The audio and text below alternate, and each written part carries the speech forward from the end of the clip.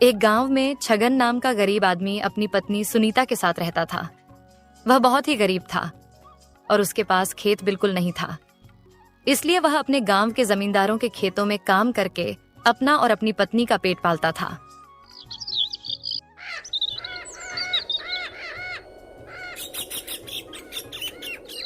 अरे जी, कल आप अपना खाना घर पर ही भूल गए थे और कल आपने न जाने कैसे सारे दिन काम किया होगा। और आप एक खाना घर पर मत भूला करो, वैसे भी आप कितने दुबले पतले हो गए और खाना भी समय पर नहीं खाते। अरे सुनीता, क्या करूं? कल इतना ज्यादा काम ही पड़ गया था कि मैं सब कुछ भूल गया था। काम ज्यादा था, इसीलिए मैं घर से जल्दी निकल गया था, लेकिन आज खाना साथ में ही लेकर जाऊंगा। हाँ जी, अपना खाना उठाओ और जल्दी से जाओ, वरना आप पर साहब जी चिल्लाएंगे और मुझे यह बिल्कुल नहीं पसंद है कि आप पर कोई चिल्लाए।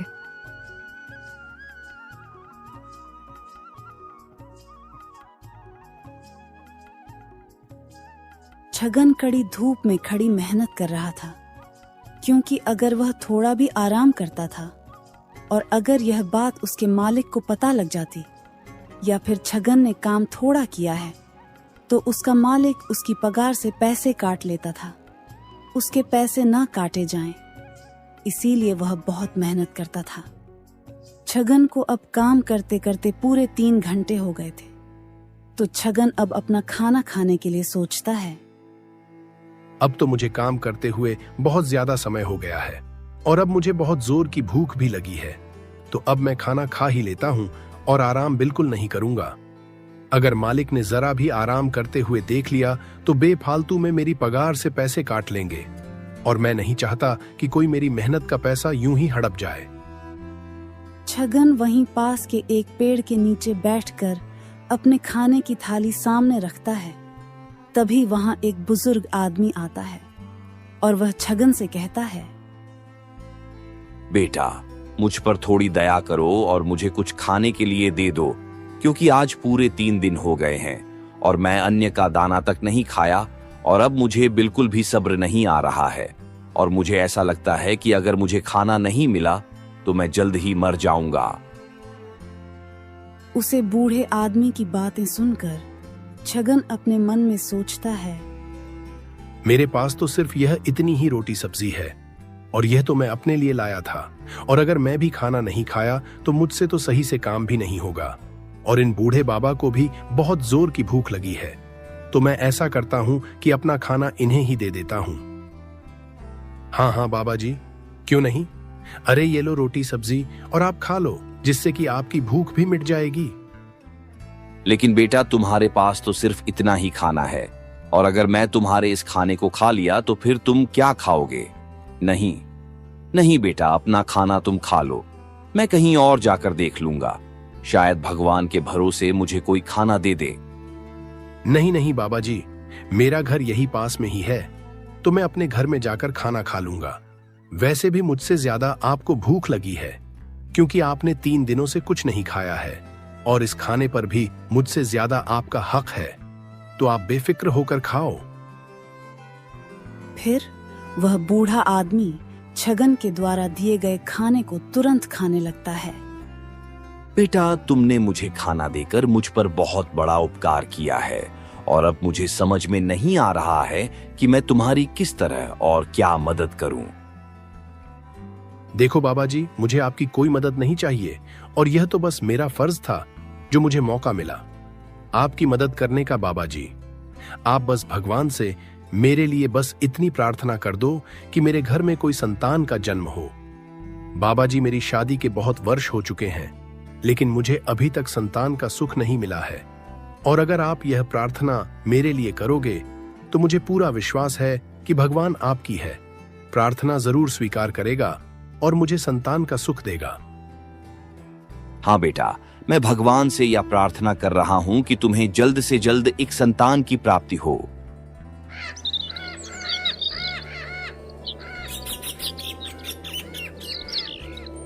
कुछ यह महीनों बाद छगन के घर में एक बेटी का जन्म होता है। उसके घर में एक बेटी जन्मी है, जिसे देखकर दोनों पति पत्नी बहुत खुश होते हैं, क्योंकि उनकी सबसे ज्यादा इच्छा यही थी कि उनके घर में एक संतान हो और अब उनकी मनोकामना पूरी हो जाती है। अरे सुनीता देखो, जिन बाबा को मैंने अपना खाना दिया था उन्होंने भगवान से प्रार्थना की थी कि हमारे घर में एक संतान हो जाए, और देखो उन बाबा की दुआओं ने हमारे घर में एक संतान ला दी। हाँ जी, आप बिल्कुल ठीक कह रहे हो। आज उन्हें बाबा की बदौलत हमें एक बेटी का सुख मिला है और अब मैं बहुत खुश हूँ। इसीलिए मैं अपनी बेटी का नाम गीता रखती हूँ। बताओ जी, आपको यह नाम कैसा लगा? सुनीता, मुझे तो यह नाम बहुत अच्छा लगा है।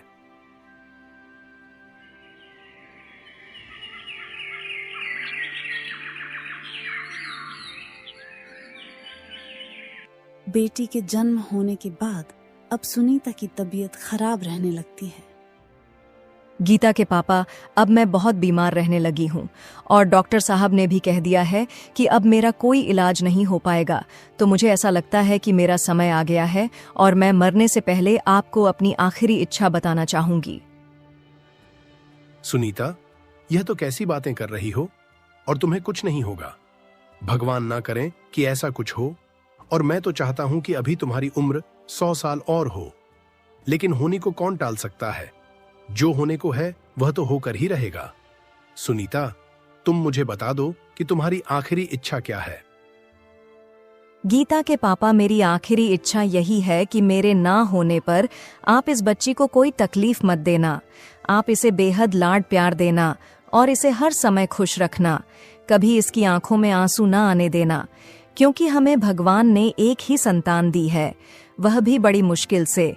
और मैं नहीं चाहती कि इस बेचारी को कभी कोई तकलीफ हो। और एक बात, मेरे मरने के बाद तुम दोबारा शादी मत करना।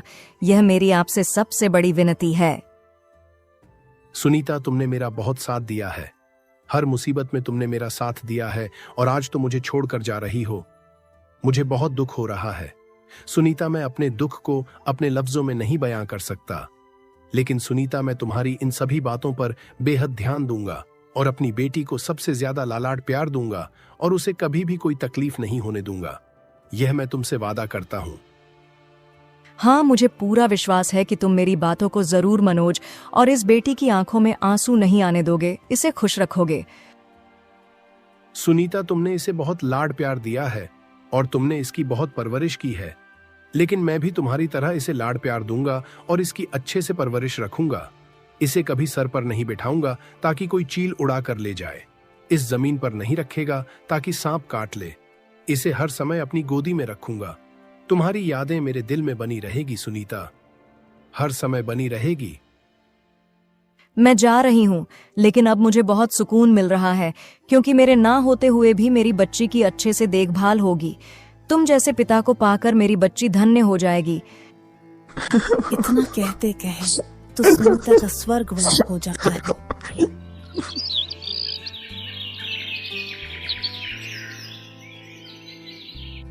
सुनीता के गुजर जाने के बाद छगन बहुत उदास रहता था, लेकिन बेचारा अपना घर चलाने के लिए लोगों के खेतों में मेहनत मजदूरी करता था। ऐसे ही 20 साल बीत जाते हैं। अब गीता पूरे 20 साल की हो चुकी थी, तो छगन भी अब बूढ़ा हो चुका था। उसको अपनी बेटी की शादी की चिंता होने लगती है। बेटी, अब तुम बहुत बड़ी हो गई हो, तो अब मुझे तुम्हारी शादी की चिंता सता रही है। मैं कहीं कोई अच्छा सा लड़का देखकर तुम्हारी शादी कर दूंगा बेटी। मैं तुम्हारी शादी तो धूमधाम से करना चाहता था, लेकिन बेटी मेरे पास उतने पैसे नहीं हैं जिससे कि मैं तुम्हारी शादी धूमधाम से और किसी अमीर के घर में कर सकूं। बेटी, तुम मुझे माफ करना। पिताजी, आप मेरी शादी की चिंता क्यों कर रहे हो? अरे, हम दोनों लोग सभी कठिनाइयों का सामना करेंगे और आपस में मिलजुल कर रहेंगे। पिताजी, मुझे इससे कोई लेना देना नहीं है कि आप गरीब हैं या अमीर हैं। आप मेरे पिताजी हैं। आपने मुझे बचपन से पाला है और आपने मेरी आंखों में कभी आंसू तक नहीं आने दिए और मुझे हर समय खुश रखा। पिताजी, मैं बहुत खुश हूं तुम्हें पाकर कि तुम जैसे पिता मुझे मिले हो। बेटी, तुम मेरे ऊपर बोझ नहीं हो जो मैं तुम्हारी शादी करना चाहता हूँ। बेटी, हर माँ बाप की एक इच्छा होती है कि उसकी बेटी एक अच्छे घर में खुशी खुशी रहे, और ऐसा भी नहीं है कि किसी बच्ची के माँ बाप उसे खिला ना पाए। बेटी, यह परंपरा होती कि हर जवान लड़के की शादी की जाए और हर जवान लड़की की शादी की जाए, ताकि वह भी अपना एक परिवार बना सके।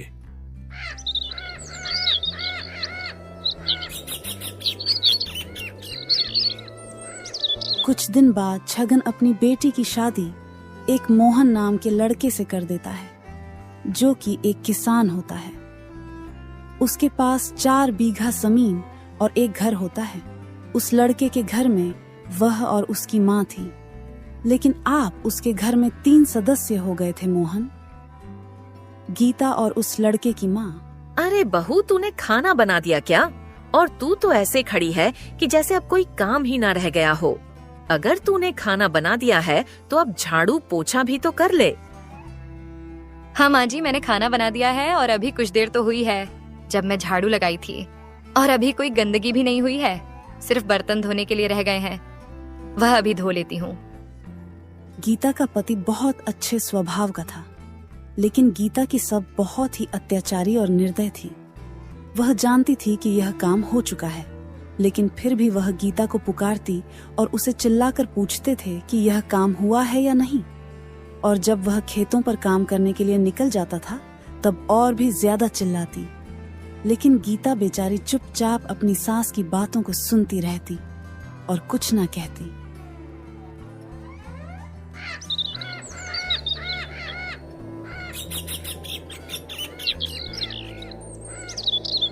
गीता की सास का चिल्लाना तो अब रोज का काम हो गया था। बिना चिल्लाए वह कभी खाना ही नहीं खाती थी। अरे तू इतनी कामचोर और निठल्ली हो गई है कि तुझे तो सिर्फ आराम करना है, दिखाई देता है। अरे घर में कुछ ही काम है जिन्हें भी तो तू ढंग से कर नहीं पा रही है। अगर मुझे पहले पता होता कि तू इतनी कामचोर और निठल्ली है तो मैं अपने बेटे की शादी तुझसे कभी नहीं करती। अरे हर समय इधर उधर घूमती रहती है। क्या तेरी माँ ने तुझे कुछ सिखाया नहीं था? माँ जी, आप क्यों मुझ पर इतना चिल्ला रही हो? आखिर मैंने कब आराम की और कब काम नहीं कर रही हूँ? सुबह से एक पल के लिए मैंने आराम नहीं की है। यह देखो वह देखो, काम यही काम करती फिर रही हूँ। अरे घर में खाना बनाने और झाड़ू पोछा करने के काम को तू इतना काम कह रही है? अरे जब तू नहीं थी तब मैं सारे काम बहुत जल्दी कर देती थी, लेकिन अब तू है जो कभी काम ढंग से नहीं कर पाती। गीता की सास गीता पर चिल्ला ही रही होती है, तभी वहाँ मोहन आ जाता है। माँ, क्या हुआ? आप इतना क्यों चिल्ला रही हो? अरे ये बात मुझसे क्यों पूछ रहे हो? अपनी इस प्यारी बीवी से पूछ लो ना। अरे सुबह से आराम कर रही है, इधर उधर घूम रही है, लेकिन इससे काम नहीं किया जा रहा। पता नहीं कितनी कामचोर और निठल्ली है। गीता, मैं क्या सुन रहा हूँ कि तुम हर समय आराम करती हो और इधर उधर घूमती हो। तुम काम क्यों नहीं करती? मैं कहीं नहीं घूमने जाती हूँ। सुबह से उठती हूँ और कामों में लग जाती हूँ और शाम तक काम खत्म ही नहीं होते हैं। अरे एक काम खत्म होता है तो दूसरे काम को करने में लग जाती हूँ। बिना कुछ खाए पिए मैं काम में लगी रहती हूँ, लेकिन मांझी रहती है कि मैं कुछ काम ही नहीं करती हूँ। अरे मैं जितना काम करती हूँ वह मुझे और भगवान को पता होगा। मोहन जानता था कि गीता बहुत काम करती है और कहीं घूमने नहीं जाती है, लेकिन उसकी माँ उसे पर हर समय बेफालतू में चिल्लाती रहती है। बेचारा मोहन कुछ कह भी नहीं पता है।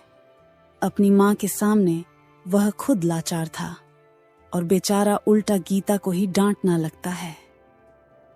देखो गीत, मैं तुम्हें बता दे रहा हूं कि तुम अगर इस घर में रहना चाहती हो तो शांतिपूर्वक रहो और काम करते रहो। अगर तुमने आज के बाद काम नहीं किया तो मैं तुम्हें बहुत पीटूंगा। अब तुम जाओ और मेरे लिए खाना लगा दो। मुझे बहुत जोर की भूख लगी है और मुझे खेत पर भी काम करने के लिए जाना है। अपने पति की ऐसी बातें सुनकर गीता की आंखों में आंसू आ जाते हैं और मोहन बेचारे की आंखों में भी आंसू आ जाते हैं, लेकिन फिर भी बेचारा आंसुओं को छुपाकर चिल्ला देता है। फिर गीता खाना लगती है और मोहन भी खाना खाने के लिए बैठ जाता है।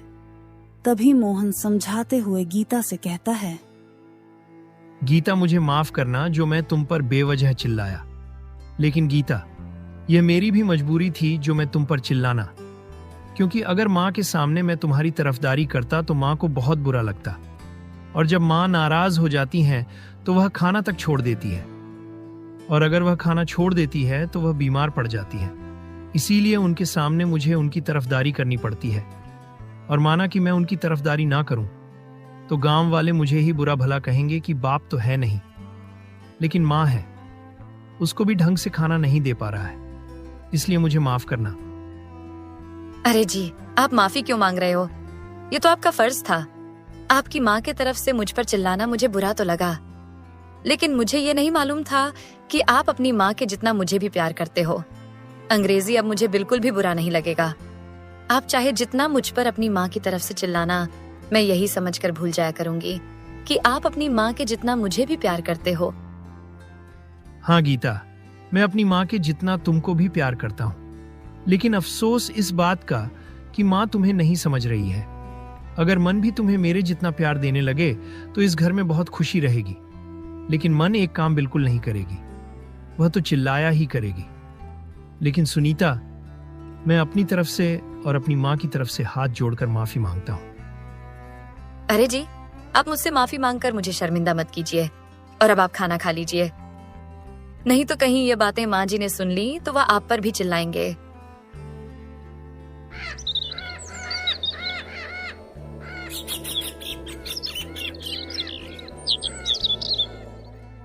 एक दिन गीता को पता चलता है कि उसके पिताजी की तबीयत बहुत ज्यादा खराब है, तो वह अपने पति और अपनी सास से कहती है, माँ जी, मेरे पिताजी की तबीयत बहुत ज्यादा खराब है, तो मैं उन्हें देखने के लिए जा रही हूँ। और एक बात, माँ जी, मेरे पिताजी बहुत बूढ़े हो गए हैं और मेरे अलावा उनकी कोई संतान नहीं है, तो क्या मैं अपने पिताजी को यहाँ रख सकती हूँ? कृपया करके आप मुझे यह इजाजत दे दो, जिससे मेरे पिताजी को सिर्फ 2 वक्त की रोटी मिल जाया करेगी। उसकी बात सुनकर गीता के साथ सोचती है कि इसके पिता को 2 वक्त की रोटी दे दिया करूंगी और उसके बदले उससे अपनी एक गाय को चरवा लूंगी। हाँ ठीक है, तू अपने पिताजी को अपने साथ यहाँ ले आना, लेकिन तेरे पिता को मेरी गाय जंगल में चली होगी, तभी मैं उसे यहाँ रख सकती हूँ। गीता के पास अपनी सास की शर्त को मानने के अलावा कोई दूसरा रास्ता भी नहीं था। वह जानती थी कि उसके पिता को समय से खाना नहीं मिल रहा होगा, इसीलिए वह अपनी सास की शर्त मान जाती है और अपने पिता को लाने का निर्णय करती है।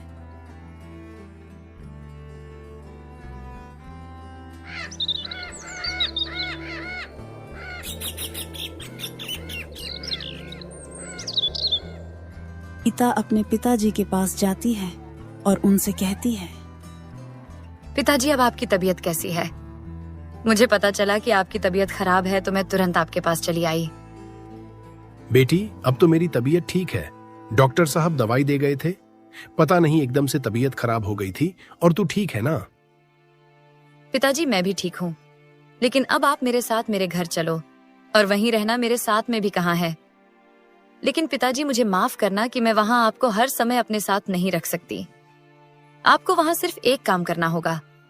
मेरी एक गाय है, कृपया करके आप उसे जंगल में चला कर लाना, ताकि मेरे साथ की ख्वाहिश पूरी हो जाए।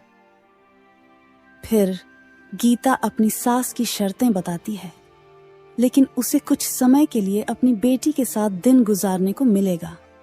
ऐसी खुशी में वह हाँ कर देता है, क्योंकि उसकी पत्नी ने भी कहा था कि उसकी बेटी की आंखों में कभी आंसू नहीं आने चाहिए।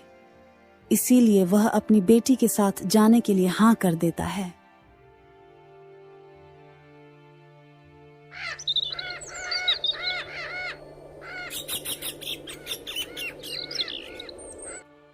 छगन अपनी बेटी के घर चला जाता है और वहां सबसे मिलकर प्रणाम करता है। अब उसकी सास भी गीता को कोई ताना नहीं देती थी। इसी तरह से दोनों बाप, बेटी और उनके परिवार के सभी लोग खुशी रहने लगता है।